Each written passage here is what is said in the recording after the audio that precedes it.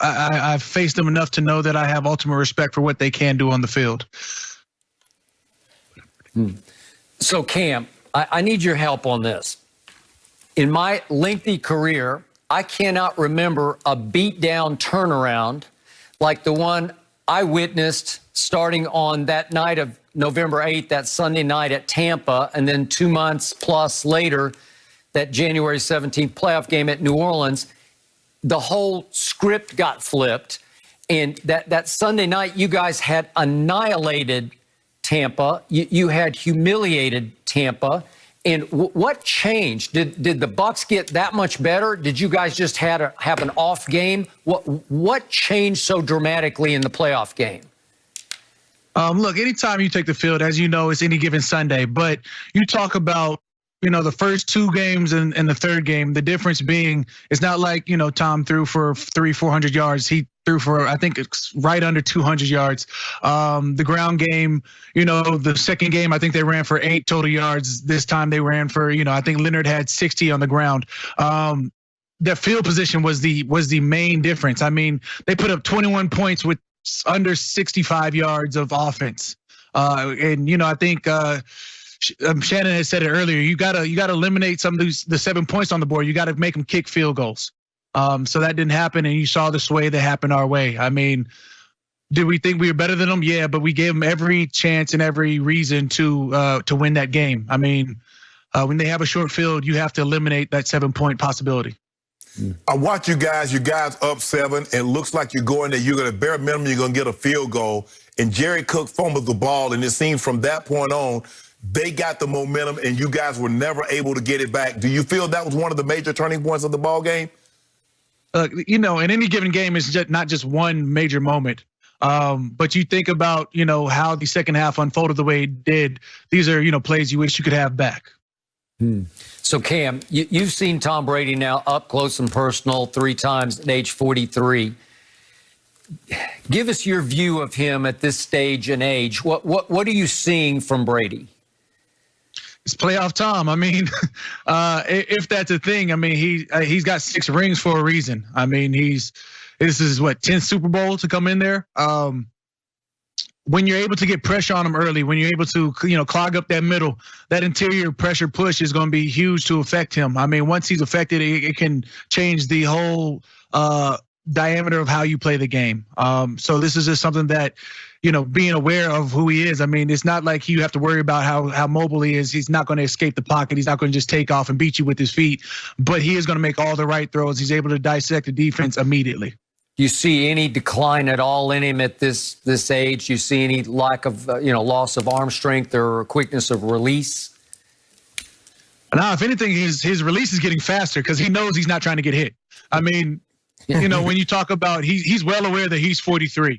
I mean, and his ability again to register defenses, to attack a defense with the intermediate throws, the shallow routes, the check downs that have been so valuable to him. I mean, he's got all the weapons to do so. You talk about Antonio Brown, Gronkowski, Mike Evans, Chris Godwin, Leonard Fournette, Jones in the backfield.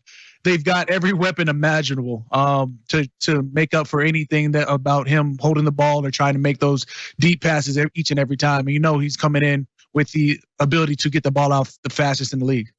You're one of the best people to talk about this because you faced both teams. You faced Kansas City, you lost to them, and you lost in the divisional round to the Bucs. What do you like about the Chiefs in this matchup, and what do you like about the Bucs in this matchup?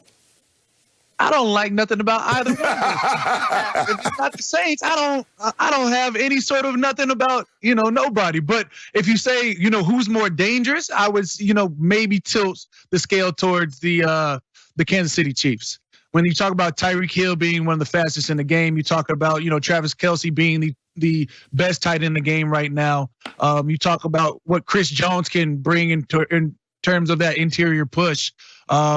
And of course, I'm always rooting for a former Saint and Alex Okafor. I think that, they have a slight edge with Mahomes being the playmaker that he is, able to, wheel, deal, and push out anything he wants to. I mean, he'll throw left-handed, he'll throw across the body in the middle. He'll throw no-look passes. I mean, the ability for them to surprise an offense is second to none in this league. What makes Mahomes so special? Because, watching him, I mean, you get an opportunity. Obviously, you're trying to get him on the ground, but you watched him on tape. You watched him on film. What makes him so special? His ability to make those types of plays that you don't expect. He'll roll out right. He'll roll out left. If anything, again, he's always looking for this downhill play. It's a lot like playing Russell Wilson. He escapes the pocket, and yet he's still looking downfield to make those big electric plays.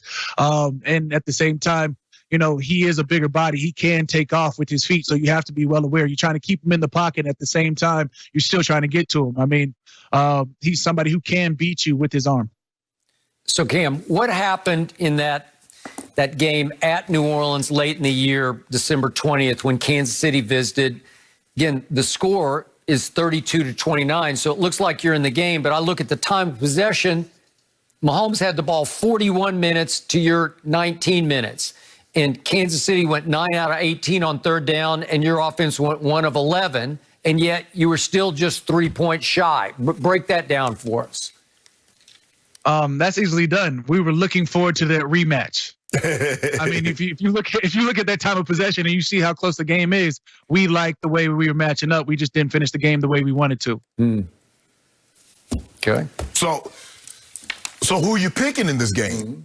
You got to pick something. I know you don't care who wins, but you got to give us something, Cam. Give us something. Look, I can only promise you two. Look, I can only promise you two things. There's going to be a red team that wins it, and it's probably going to be a quarterback who's won the Super Bowl to win it again. That's all I can give you. You really went on a limb on that one. I tried. So let me ask you this: What do you see the keys? Because Skip and I were discussing it before. Is that in the first game, Kansas City blitzed Tom Brady 48% of the time, where the Bucs only blitzed Mahomes 17% of the time. Do you see that trend continuing? Because if you look at the way they approached Green Bay, they didn't blitz at all. JPP and Shaq Barrett just got home. Yeah, two different quarterbacks there. You can for sure see more blitzes coming to affect Tom Brady. Again, the early and often you can put pressure on him. You can make those hits on Tom. The more success you're going to have in the game. But it might just come down to whose interior pressure is better. You talk about Ndamukong Suh and Vita Vea going after Mahomes versus, Chris Jones in that interior pocket. That's going to be the key play in my mind. By the way, Cam, does Brady talk at all during the games? Did you try talking to him? Did he talk back? Yeah, absolutely. But does he talk back? No. He's got a phenomenal life. Quarterbacks are good people. Now, I would say David Onyemata definitely put a hit on him. He got upset, but he's getting upset at the ref for not protecting him. Yeah. You know how this league is now. Quarterbacks get halos and they're not even at practice anymore. Look like they're on the field looking for a red jersey still. So we haven't talked about this, but this is an elephant in the room. Drew Brees may not retire. What are your thoughts on Drew and his future? Drew's a go to the game. You talk about what he's accomplished on the field. It puts him first ballot Hall of Fame, no doubt. This is somebody who I played with for the last 10 years, and I haven't had to worry about him retiring. So I don't really have to worry about that until he does.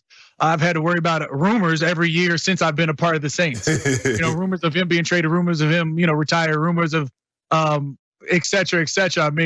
I've never had to worry about it. So I'll cross that bridge when I do. If it does end up retiring, then I'll call him and say my goodbyes then. But until it happens, I don't even have to worry about it. So obviously Drew had a rough finish to the season. How much was that due to injuries and how much was that due to age? I feel like, everybody on the outside of the locker room throws age around so fast when it comes to guys like Tom Brady, Andrew Brees, Phillip Rivers, even, every other year, Aaron Rodgers. But when you see how they take to the game, that's nothing that, age is just a number for them. But what I do see, is this year he definitely played with so many ribs broken. He had the hand issue last year. He's faced a lot of adverse situations the last 2 years, and yet we still overcame as a team. So he's come back and played the way that we expect him to. It didn't go down the way we wanted to this last game. And that's something that, we'll take as an anomaly because we know who Drew Brees is as a quarterback. If Drew does retire Is there a preference? Would you like to see them re-sign Jameis, give him an opportunity, or Taysom? They re-sign Taysom with an opportunity, with saying that he would get an opportunity to replace. Do you believe you guys can get back in Super Bowl contention without Drew Brees? I believe that we've shown as a team, we've won with Drew Brees, of course, and gone far with Drew Brees, as well as in regular season. You've seen Teddy Bridgewater take him where we went 5-0, Taysom take him when we went 3-1 with them at quarterback. So I believe that we have a winning organization, a winning locker room, a winning team that can propel us well into the playoff situation. But we are looking for a Super Bowl, and I do believe that if the organization ordains Jameis to be a starter, we'll be just fine with that. So you pretty much guaranteed before this season started that you would finish first in the division. Will you give us that guarantee going into next year? You will win this division again next year. I was so adamant about, the winning the division being the first checklist off, first check off the box. And that happened. That was the first step that's going to happen. We've won it 4 years in a row, but I no longer care about being the king of South if that doesn't equal a Super Bowl. I want a Super Bowl. Nothing wrong with that, bro. Nothing wrong with that. Love it.